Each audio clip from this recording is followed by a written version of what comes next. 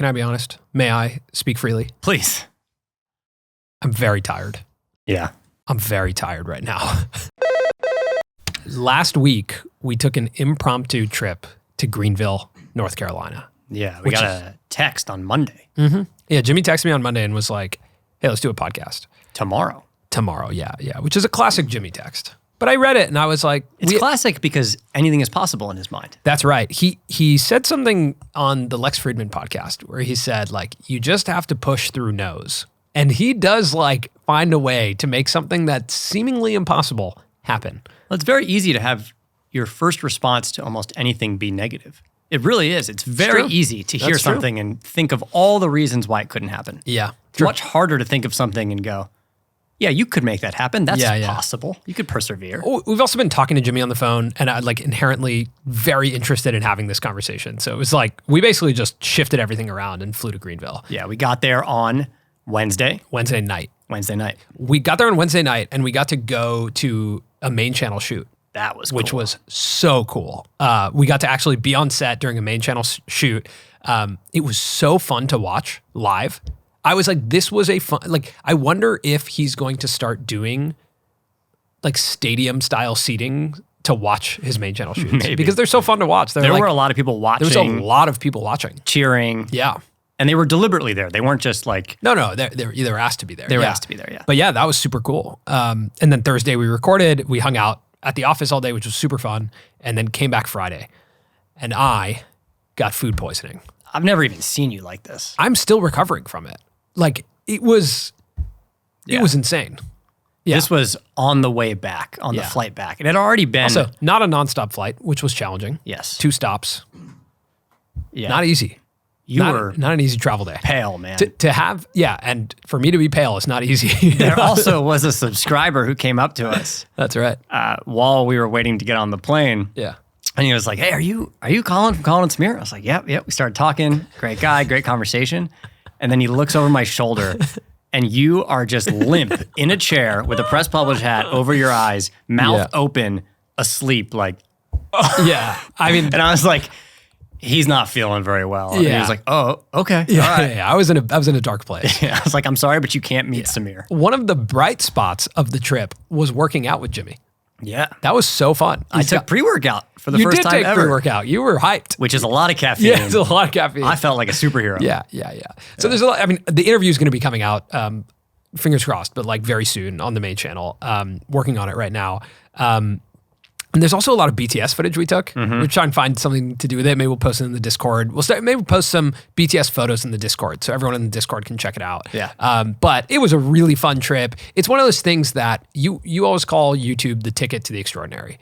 And like, I think for me, when I look at life right now, it's hectic, it's crazy, I'm tired, but I know that this is the thing that gets me really excited about YouTube, is the impromptu, like, okay, let's fly across the country and make this video. Yeah, and you don't know how long it will last. These types of things where someone will hit you up Monday morning. Yeah. We wake up, we come in here. We don't know that on Wednesday we will be flying to North Carolina. Yeah. You know, I told you I was texting with my brother. Yeah. And he texted me first on Wednesday just saying, hey, what's up, man? And I was like, oh, I'm on a flight to North Carolina. He was like, oh, that's wild. What? Yeah. And I was like, oh, yeah, I didn't know it was going to happen on Monday. And he just goes, your life is crazy. And the next time he texts me is Friday. And he goes, how's it going in North Carolina? And I said, oh, I'm already back. I'm in LA. Yeah. Yeah, it's crazy, man. It is crazy. And I agree that there's going to be a moment in time where this is either not possible or not happening anymore. And it's like, although it's hectic and crazy, it's good to cherish these times right now. Yeah. The other thing is it's VidCon this week. Oh boy, is it VidCon. As you're listening to this, we're in Anaheim at VidCon. If you are there at VidCon, we are doing Creator Support Live on Friday morning at 11 a.m. Look it up on the VidCon schedule. Come check it out. We will be there.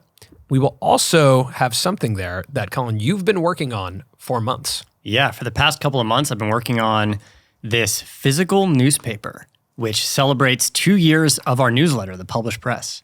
Which is crazy that it's been 2 years since we launched. It is crazy. The Published That Press. blows my mind.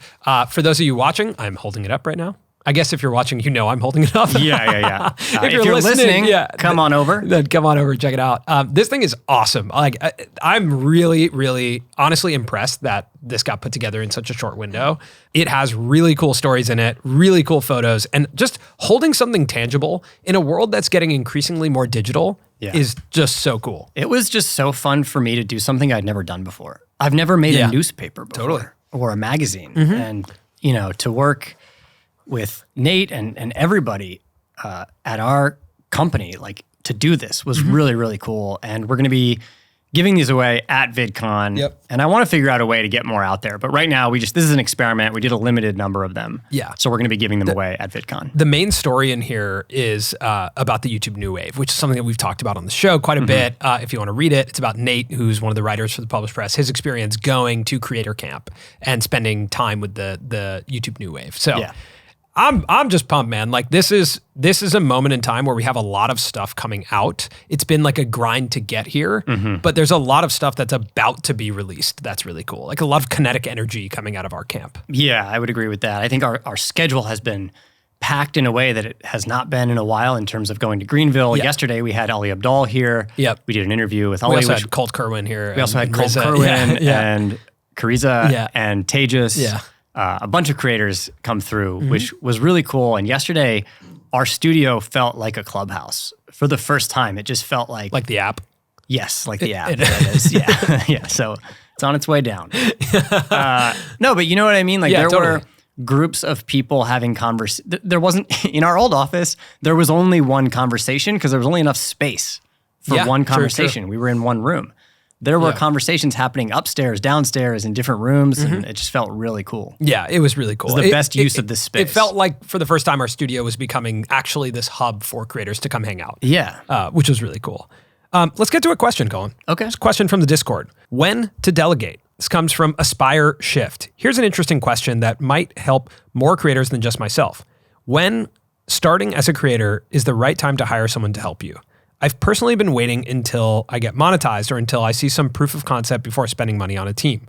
But the workload is intense. It takes me over 2 weeks before I can get one video out. All of this work also comes with a heck of a ton of mental stress. I'm starting to lean towards the hire someone else side. What do you think? I don't want to give away too much of our interview with Ali Abdal, but this is kind of answered in that. It's answered in that interview. And I'll give away part of it. Yeah, you can't let's talk summarize about it. everything that he said, but his advice was to make sure you have the work in front of you, like get the business, land the business before you hire. Yeah. Don't hire preemptively in hopes that that person will unlock business for you. Yeah. Because that's a lot riskier and it may not happen. So what about if you have no intention of monetizing the work and you just need help getting it out? Then I guess you're in a position where you're just like bankrolling your own creative ideas and you have to evaluate that yourself. But you might want the project firmed up and say like, this is what I need you to do. Because one thing that adds a lot of mental stress is like, there's a team member there and you're like, so what do I get you to do? Because now there's someone sitting there who's like, so what do I do? Yeah.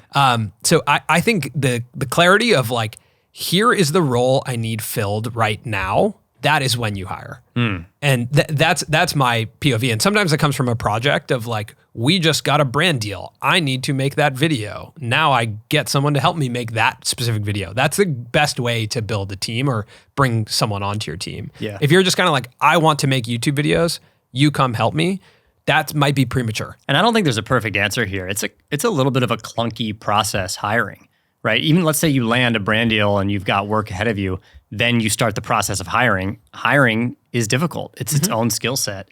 And then once you get someone, even if you really like them and they're really talented, there's a time frame there to get them up to speed. Yeah. Right. So it is kind of a clunky process. And a quote from Cody Ko, actually, from our episode with him that I really enjoyed. And the reason I know this quote is because of the quotes page in here. There is a top 10 quotes from the Colin and Samir show in the newspaper. And he didn't make it. And he got cut. Oh, wow. But it was because the quote was really long, and I'll just paraphrase it. Basically, it was about hiring, and he talks about when you are hiring someone, make sure you say explicitly up top when you hire them that, hey, this is your role right now. This is what we think it's going to be, but we are a fast-moving company that has to change quickly, and the role may change the day you get hired. Is that the exact quote? Did you memorize it? No. But like that, I'm incredible. paraphrasing it. Yeah. But that's essentially what he says, to like make it clear to everyone you hire that, hey, this could change. Yeah. Your job description could change on day one. That's totally fair because we're in a very dynamic scenario until you're at a point where for a period of time, you're like making a show. You know what I mean? Like I would imagine that some creators who are pretty set in like the show that they are making, like even TMG, right? So Cody and Noel, like some people now at this point who work for the TMG podcast, there's some roles that are pretty stable there, I would imagine. You know, there's some consistency in that format. But as a creative company, you're always in a state of exploration. You're always just being like, so what next? What do we try next? God, I have something that I want to say from the Jimmy podcast, but I can't. I feel like you just got to hold. Can't do it. You just got to watch that one when it comes out. But he says something really good about this specific thing. Okay, this is an interesting one. I think it's fun. From the Discord, from Reed Kimball. At which point during your editing do you find it's helpful to get feedback on your video edits?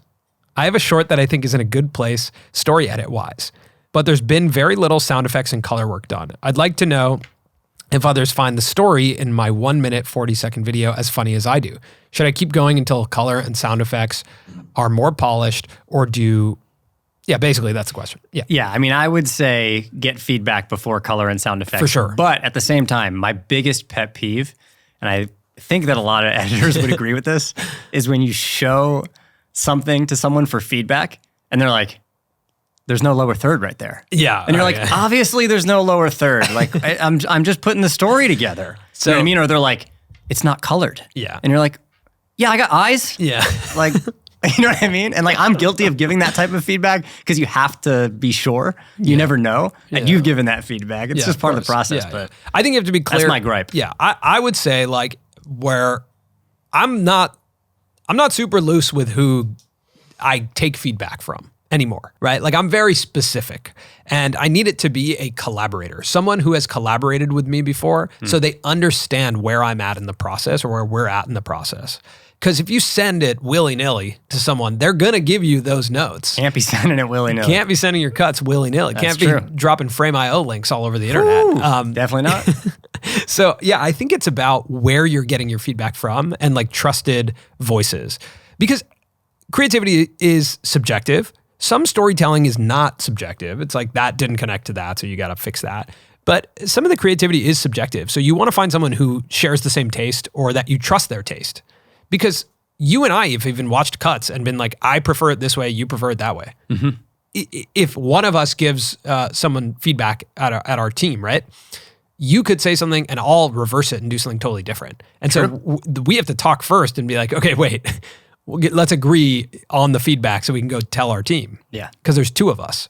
And that just shows you like, even though we're the same company, same brand, very similar taste, we have different preferences with editing. On the topic of miscommunication, I'll give a great example to bring people into our world. And this is, I think, specific to how hectic this time is right now with VidCon and Greenville and everything. But I walk in and Jesse's like, are we filming creator support today? And I was like, no, we're not filming creator support today. Right. And then you walk in like 30 minutes later and you're like, let's get set up for creator support. And right. I'm like, all right, cool. Yeah.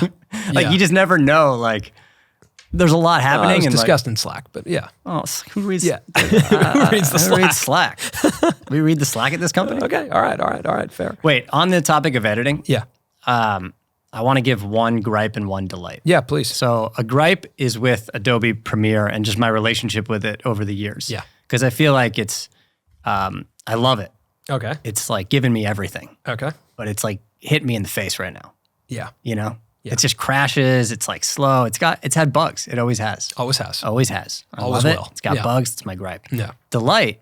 For the first time, we uploaded a video and checked off the box my God. where you can sign Premiere into your YouTube Yes. account and just have it export and upload directly to the back end of YouTube. I can't believe we've never done that before.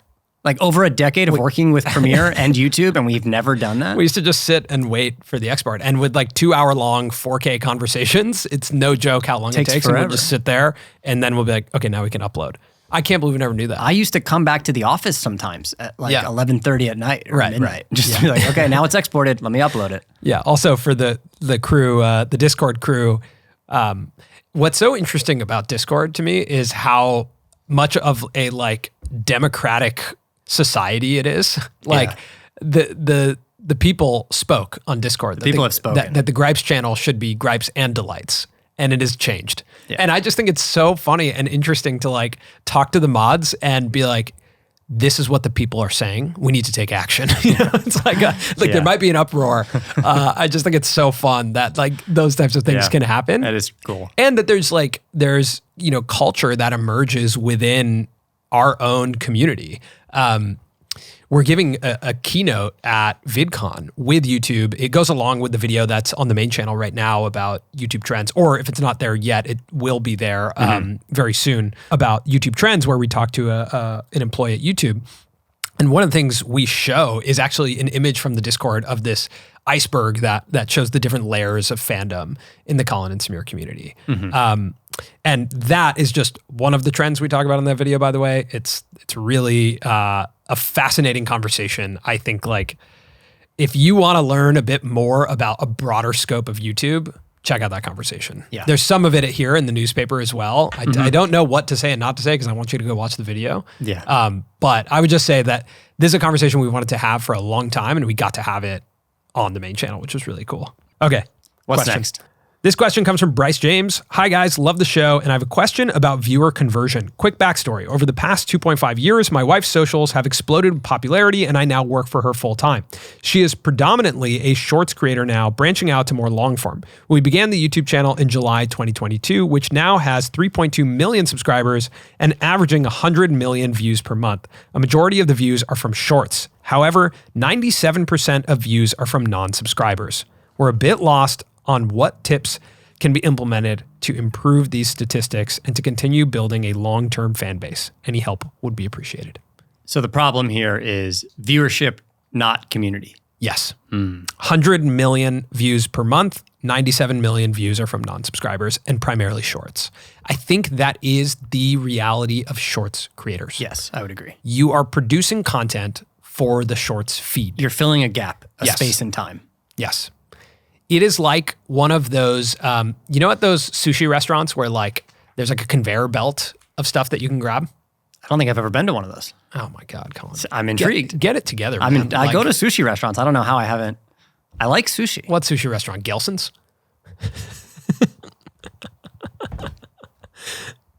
Yeah, that was a weird slam. I'm sorry. Yeah. I'm tired, man. I'm out of it. Okay, so let's just think about it as a shorts feed, then fine. We won't think about it as a sushi conveyor belt.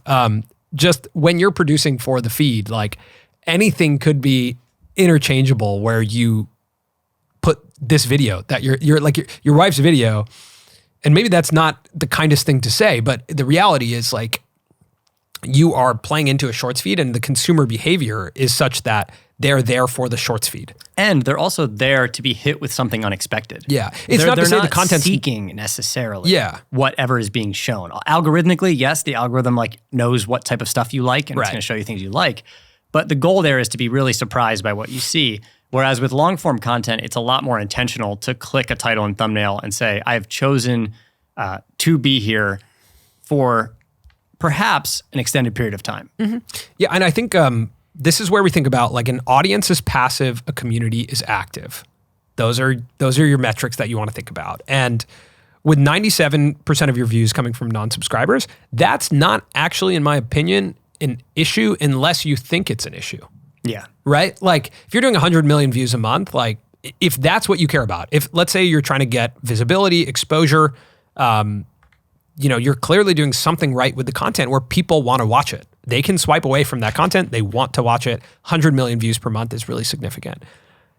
If you're trying to build a community, then you're going to have to create new styles of content, right? Mm-hmm. And you might have to accept lower viewership for a bit. Yeah. And I think that's okay. The lower viewership and the different format of content is a barrier almost to make sure that the people watching 75% of the way through care still about what you're putting out there, right? Like it's okay if you shed people because you're going to keep people who are actually interested. This channel and this show, Creator Support, is that, right? It's like a filter. Yeah. It's like, hey, here's the crop of people who are really interested in this version of the show, like an active relationship with us where you ask a question and we answer it. Yeah. Like, I feel like the main channel is like a brie cheese and this is like a stinky blue. You know what I mean? Like they're both cheese, But this one's a little more like, I'll see about that. You know what I mean? No. What? Like the You main channel. calling this channel like moldy cheese? Well, it's a delight. It's very good. People like it. It's unclear But if more you of like stinky cheese. It's more of an acquired taste. It's like it's not for everybody. Okay. Whereas the main channel is more, it's a brie. It's like it's a kind of a Does subtle everyone like flavor. brie? We got to stop with the food analogies in this episode. I'm going to just say that if your goal is community, you need to find a format, probably in long form. I would suggest that can build like a closer, tighter knit connection that allows people to be actively involved in the stories. And you can do that on shorts. I think people do that well. I think Cassie Ho does that really well, but she's super active. She's like, you guys are telling me X, so I did this. That's true. Right? She incorporates a lot of the comments. Exactly. So you want to, like, one thing to try here is, I don't know what the style of content is, but incorporate the audience, like answer a question from them, be active with them, invite them into your world. Be like, this is day one of me trying to do this. If you want to see how Cheeky Boyos do that. Yeah. Right? Where they take a lot of ideas for from challenges the audiences. from the audience. Yeah. Agreed. Because it makes you feel like you're a member of the audience, even if it's your first time. Like the fact that they're just acknowledging the other side of this equation Totally is impactful. Yeah. Yeah. So give that a try. See what that feels like. And like, I just think long form is where community is built. That's my honest opinion. And long form, depth, which someone in the Discord had a real problem with this. There was a gripe that I've been saying depth and width, and it should be depth and breadth. I read that thread. Yeah. What's the problem with depth? I get it. We're in the deep end of the pool. It's deep. It's depth. We're in the deep end now. Yes, exactly. Yeah. Which means we have an element of depth with you. We're deep. Exactly. Breath would be like a wide hug. It also or sounds something. too much like breath. Yes. So I don't want to say it. Exactly. I think you just stick to your guns. I'm going to stick to it. Yeah. Yeah. So, okay, depth and participation. Like find a way for the audience to participate in the content. Yeah. That will build community. Okay, now that we're in the deep end, you've already shared a gripe. What are you looking forward to at VidCon? I'm looking forward to our creator support session. Yeah, Creator Support Live, Friday. Yes. Yeah, I'm excited because I'm just curious how many people are going to be there. How many of them will we know? Man. How are we going to handle taking questions live? Yeah. What if we don't have the answer? Then that's okay too. We're also hosting a dinner with the team at Spotter, Which is going to be really fun. All of these like in-person things are so different. Like you're there with 60 people and it's just like, it's a very different environment to be physically with your community. Yeah. We experienced that somewhat recently. We did an event, Coffee with Creators. Thank you to everyone who came to that. That was super fun. If you want to be notified about future events, make sure you're subscribed to the newsletter, the Published Press, because that went out first Well, what we did in the newsletter. is we actually put an RSVP link to it, like at the bottom of the newsletter. We said, if you're in LA and you want to come hang out, click here. And like, it's almost like the deep end of the newsletter, right? It's like, if you're really in it, you'll read every line and you'll see this. And an overwhelming amount of people clicked. So we couldn't actually publicize the meetup anymore because we had a limit. We only had 60 people we could fit into this space. But it gave us a lot of promise for what's next. Like there was people who drove in from Texas and Arizona. Like it was so cool. And we are off officially to London next week. London. Was that your accent? Yeah. I'm just workshopping it because Wow. it's I feel like I have to do a London accent, a British accent when I'm in A London accent? Yeah. Oh man. Oh, man. That's a gripe. Man, we got to get you out of the country, Yeah. Get you It's traveling been a busy bit. week. You're catching us on a busy week, everybody. All right. Okay, so we're officially off to London. I'm leaving next week, and I'm going on a short vacation with my wife, which I'm really excited about. Then you come meet me. Then I come I'm going back, on and then you vacation go on vacation with my fiance. which is our strategy to keep one of us in the office progressing the episodes while the other one's experiencing a break. Prioritizing breaks right now, which I urge all creators to do. And when we're in London, maybe we'll do an impromptu meetup. Is that crazy? I don't think it's that crazy in the grand scheme of things that have happened in the You world. do not sound excited about it. Yeah. To all It's the not- London-based you know what? creators who It's want to just- come to this meetup, It's not crazy. don't say hello to Colin. He'll be upset. You know what I was actually thinking about? What? Was that when you described the break, Yeah. we didn't really include the fact that there's a break for team in there. It made it sound like you and I will be working the whole time. Or like you and I will be on breaks and in office, but there's also like a company break. Yeah, in team there. break. Yeah, team break. Summer break. Summer break. The thing that we were thinking about last year was when I was in high school, summer break was the greatest thing ever. You know what? And Summer break still is the greatest thing ever. And you lose it when you become an adult. Yeah. And creating a summer break for our company, that to me is important. Like, that's cool. Summer break. How cool would it be if one year we truly did a 3-month summer break? That would be crazy. I mean, imagine super fun. we have employees Yeah. that have kids that are in school and they're also getting breaks, and like we have kids and they're going on break, and everyone just gets to take off. That'd be awesome. 3 months. That would be cool. We'll find out if we can do that. Yeah, We'll try and Stay figure tuned that out. for another 10 to 15 years. Stay tuned to see if Colin and Samir take a long break.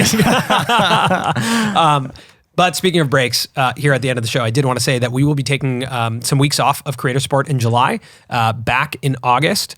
The exact dates, I actually don't know, but I think we'll be on the next 2 weeks and then off after that. But just expect a break while we're out and traveling. We'll communicate on the last episode before the break so that you're aware of it. But appreciate everyone who's here in the deep end. If you're at VidCon, we'll see you there. And maybe there's a way that you guys can also get this newspaper that Colin made. Yeah, we're not working on sure it. yet. We but if you're only at made a VidCon, select few. If you're at VidCon, you can get it. All right. We'll see you next week.